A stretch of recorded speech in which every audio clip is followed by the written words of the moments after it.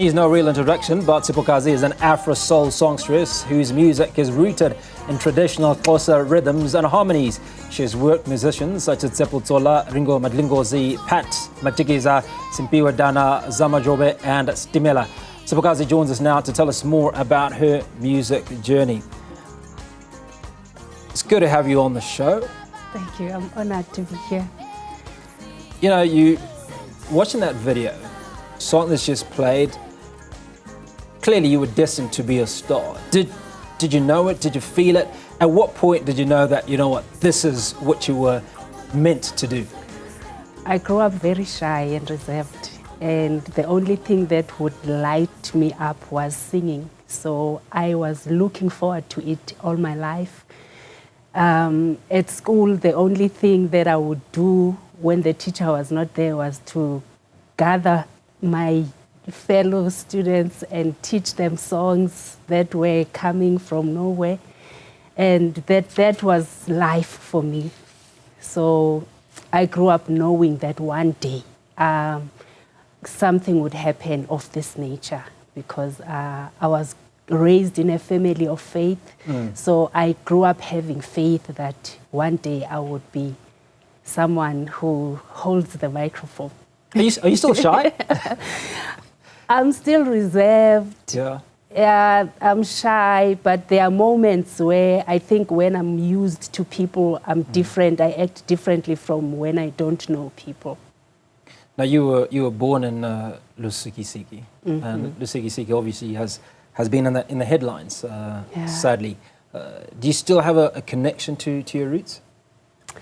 I still have, but the people who raised me mostly are gone now.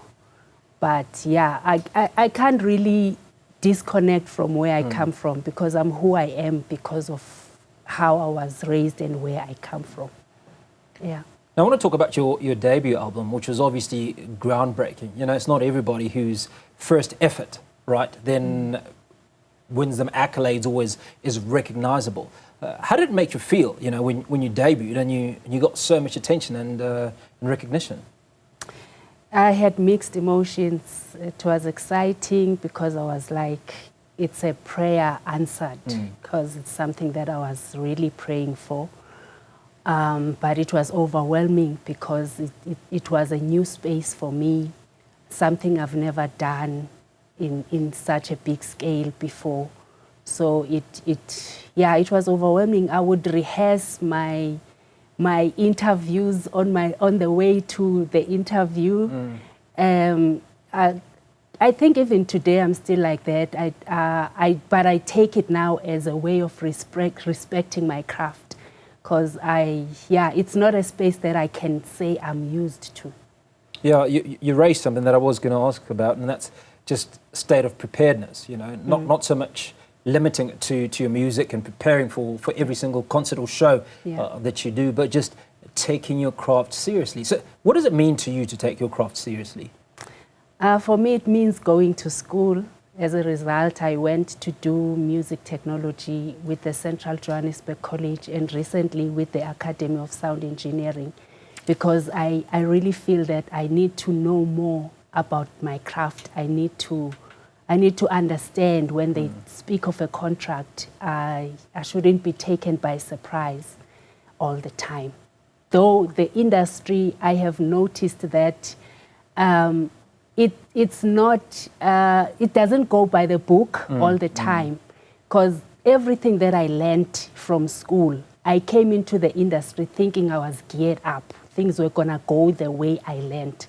But I saw things working very differently, and I would think that, okay, the people that I'm negotiating with should know that the artist as well brings something to the table.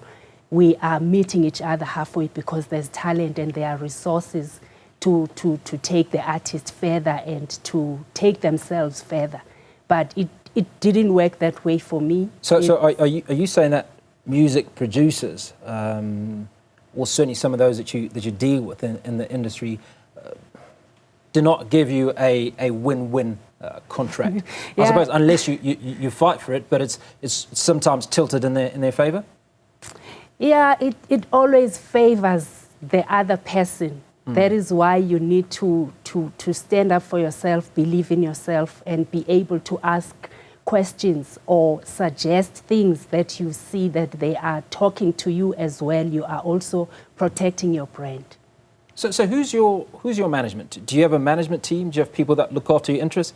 Because I'd imagine between being a superstar and all the work that you're doing, you're an ambassador for a number of causes that we're going to talk to. You may not always have time to negotiate a contract. Yeah, I do have management, but then a contract was presented to me as an artist. So I had to go and look for lawyers that would help me to do the right thing. Now, let's talk about your role as an ambassador for the One Love campaign. What is that message to young people? How does it resonate? And what sort of engagement have you been carrying out? It was a long time ago when I did this, but I can still say it's the right thing to do. I think it goes with the way you are raised. Parents should be involved in the way we raise kids, so that when we say we are doing campaigns like One Love, they are equipped, they are well equipped from home, because everything starts at home.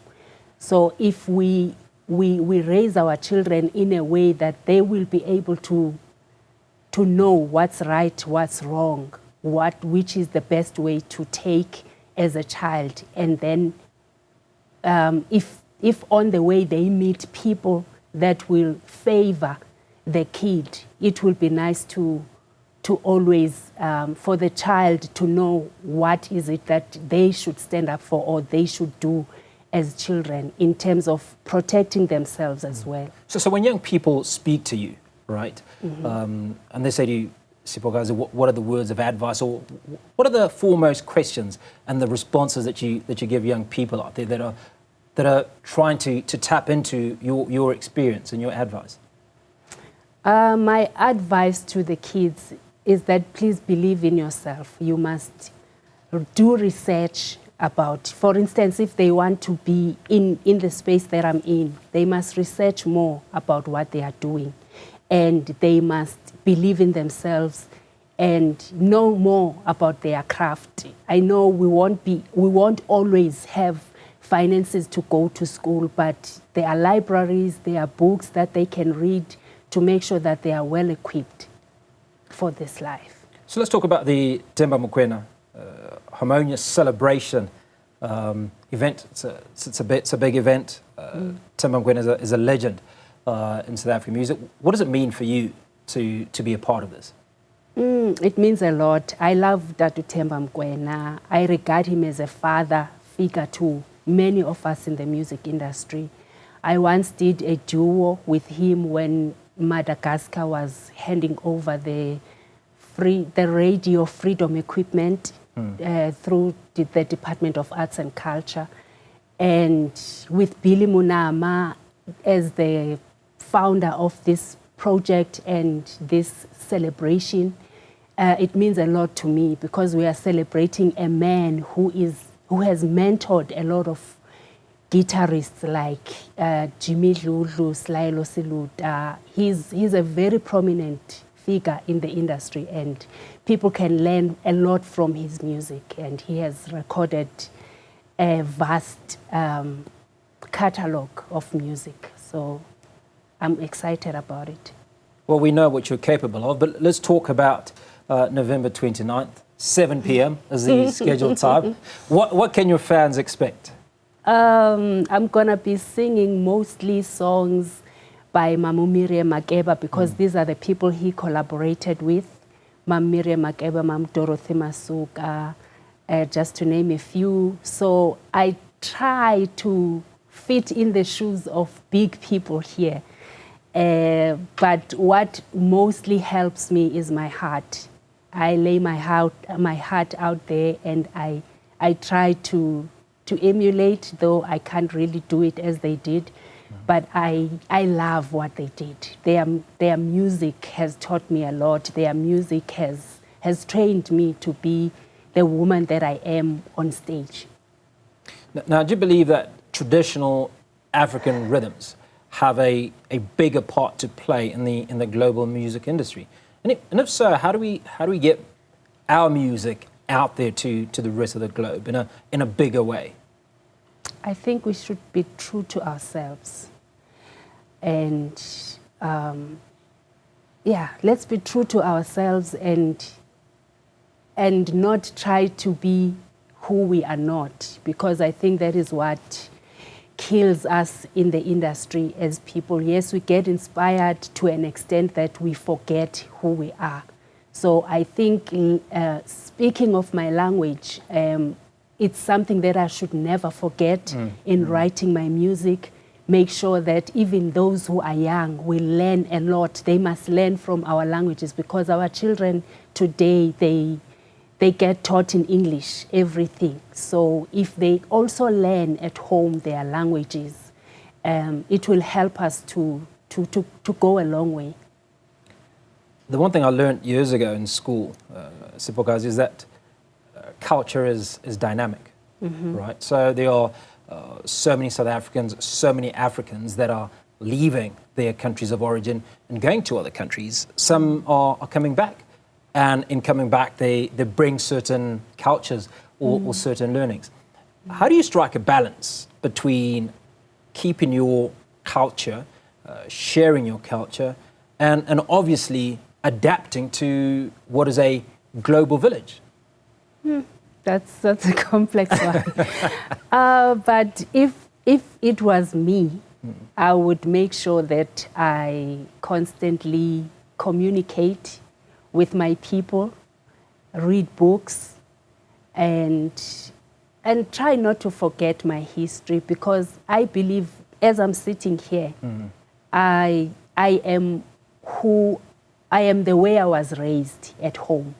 The food I ate, the language I spoke, the clothes we wore at home. It's something that is embedded in me. No matter where I go in the world, no one can take out what is in me. So that's who I am. So how does Siphokazi, the one who was raised by a village, manifest in people's various engagements with you, not just here in South Africa, but elsewhere? Because I think it becomes a difficult proposition, if you will. But how do we know that, okay, this woman, Siphokazi, was raised in this particular way? What are some of those things that you bring to various engagements, do you think? The music, the language, there are values that I live by, like loving yourself, loving other people, the respect I have for people, the humility, the humanity. And these are the things that I could not shy away from when I wrote my music, because this is what I know best to talk about, the values that I was raised by. Fantastic. Well, it's been great having you on the show. And